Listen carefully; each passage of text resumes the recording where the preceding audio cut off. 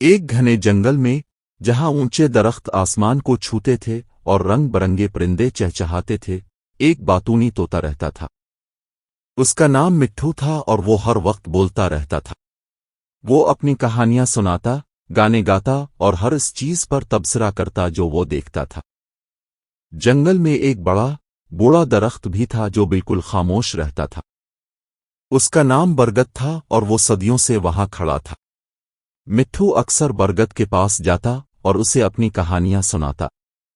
برگد خاموشی سے سنتا رہتا اور کبھی کوئی جواب نہیں دیتا تھا۔ ایک دن مٹھو نے برگد سے کہا، برگد بھائی، اب کبھی کچھ کیوں نہیں بولتے؟ کیا آپ کو میری کہانیاں پسند نہیں ہیں؟ برگد نے آہستہ سے کہا، مٹھو، میں تمہاری کہانیاں سنتا ہوں اور مجھے وہ پسند ہے، لیکن میں بولنے سے زیادہ سننے پر یقین رکھتا ہوں۔ مٹھو نے پوچھا، لیکن سننے سے کیا فائدہ؟ بولنا تو زیادہ مزیدار ہوتا ہے۔ برگد نے کہا، بولنے سے ہم صرف اپنی بات کہہ سکتے ہیں، لیکن سننے سے ہم دوسروں کی باتیں بھی سن سکتے ہیں اور ان سے بہت کچھ سیکھ سکتے ہیں۔ مٹھو نے برگد کی بات پر غور کیا۔ اس نے سوچا کہ شاید برگد صحیح کہہ رہا ہے۔ اس نے برگد سے کہا، برگد بھائی، کیا آپ مجھے کچھ سکھا سکتے ہیں؟ برگد نے کہا، ضرور مٹھو، میں تمہیں صبر اور خاموشی کی اہمیت سکھا سکتا ہوں۔ مٹھو ہر روز برگد کے پاس جاتا اور اس سے باتیں کرتا۔ برگد اسے اپنی کہانیاں سناتا اور اسے صبر اور خاموشی کی اہمیت سمجھاتا۔ مٹھو آہستہ آہستہ خاموش رہنا سیکھ گیا۔ وہ اب پہلے سے کم بولتا تھا اور زیادہ سنتا تھا۔ ایک دن جنگل میں ایک شکاری آیا۔ وہ پرندوں کا شکار کرنے آیا تھا۔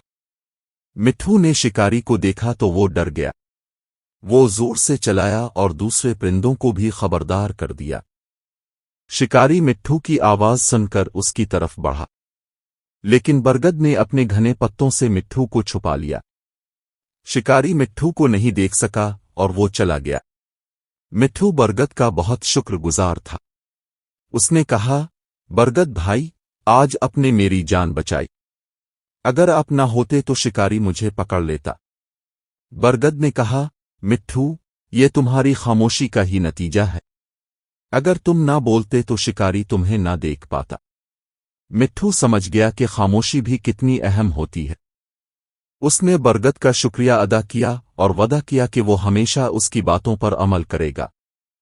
اس دن کے بعد سے مٹھو ایک سمجھدار طوطا بن گیا۔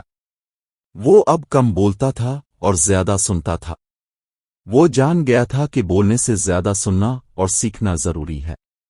اور برگد ہمیشہ کی طرح خاموشی سے جنگل کی حفاظت کرتا رہا۔ یہ کہانی ہمیں سکھاتی ہے کہ ہمیں زیادہ سننا چاہیے اور کم بولنا چاہیے۔ خاموشی میں بھی بہت طاقت ہوتی ہے اور اس سے ہم بہت کچھ سیکھ سکتے ہیں۔